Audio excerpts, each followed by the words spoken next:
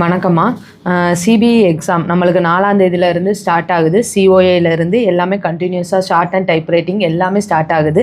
இப்போ இருக்கிற என்ன பிரச்சனை, ஸ்டூடெண்ட்ஸ் இருக்கிற மத்தியில் என்ன டவுட்ஸு, என்ன பயம் அப்படின்னு கேட்டிங்கன்னா, முக்கியமாக ஆஃபீஸில் எப்படி ப்ராக்டிக்கலை சப்மிட் பண்ணுறது அப்படிங்கிறது.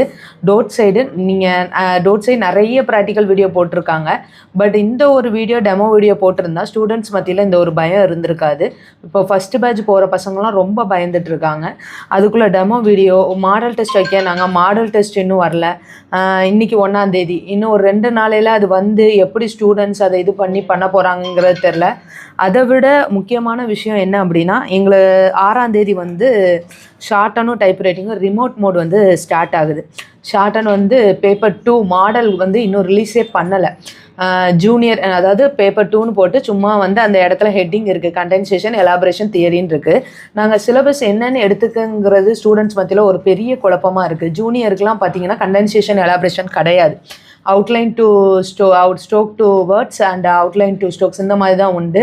ஸோ டெஃபினிஷன்ஸோட ஓகே, தியரியிலையுமே வந்து ஸ்ட்ரோக் எக்ஸாம்பிளுக்கு எழுத வேண்டியது வரும். ஸோ அதை எப்படி ஸ்டூடெண்ட்ஸ் பண்ணுவாங்க?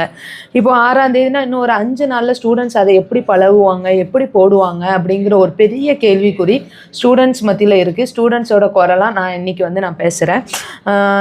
டைப் ரைட்டிங் பொறுத்தல அதே மாதிரி தான். செகண்ட் பேப்பர் அலைன்மெண்ட் சரியில்லை, சப்மிட் கொடுத்தா நிறைய எரர் இருக்கும்போது இவ்வளோ அவசரமாக வந்து எக்ஸாம் நடக்கு. இது ஸ்டூடெண்ட்ஸ் மத்தியில் ரொம்ப ஒரு அதாவது பயத்தில் தான் ஸ்டூடெண்ட்ஸ் வந்து எக்ஸாம் அட்டன் பண்ணவே போகிறாங்க. ஸோ இதுக்கு ஃபுல்லாகவே வந்து பதில் வந்து டோட்டில் தான் கொடுக்கணும், டோட் சைடு தான் கொடுக்கணும். அதாவது ஒரு வாரம் கூட இல்லை, 2 நாள் இருக்குது சிஓஏக்கு. இது மாடல் டெஸ்ட்டே வரல, ஷார்ட்டனுக்கு வரல. அப்போ வருமா வராதா அந்த அனௌன்ஸ்மெண்ட்டாவது வேணும். என்னென்ன கொண்டு போகணும், அதாவது ஒரு ப்ராப்பர் ஒரு அனௌன்ஸ்மெண்ட் ஒன்று வேணும். இவ்வளோ தூரம் வந்து டக்குன்னு வர்றது வந்து ரொம்ப எங்களுக்குமே வந்து என்ன பண்ணுறதுங்கிறது தெரியலை. இதில் வேறு எல்லா ஸ்டூடெண்ட்ஸுமே யூடியூப்பில் வந்து எல்லா ஸ்டூடெண்ட்ஸுக்குமே ஒவ்வொரு விதத்தில் ஒவ்வொரு டவுட்ஸ் இருக்குது. எல்லா வீடியோ ஆஃபீஸ் முதற்கொண்டு எல்லாத்துக்குமே ப்ராப்பராக வீடியோ போட்ட டோட் சைடில் இருந்து அவங்க வந்து இதுக்கு ஒரு கிளாரிட்டி வீடியோ கொடுத்துருந்துருக்கலாம். ஆஃபீஸில் எப்படி அப்லோட் பண்ணுறது அப்படிங்கிற ஒரு கிளாரிட்டி வீடியோ கொடுத்துருந்துருக்கலாம். ஷார்ட்டனுக்கு வந்து அவங்க வெப்சைட்டு க்ரியேட் பண்ணுறதுக்கு முன்னாடி இப்படி தான் இருக்குது அப்படிங்கிறதையாவது ஒரு அனௌன்ஸ்மெண்ட் கொடுக்கலாம்.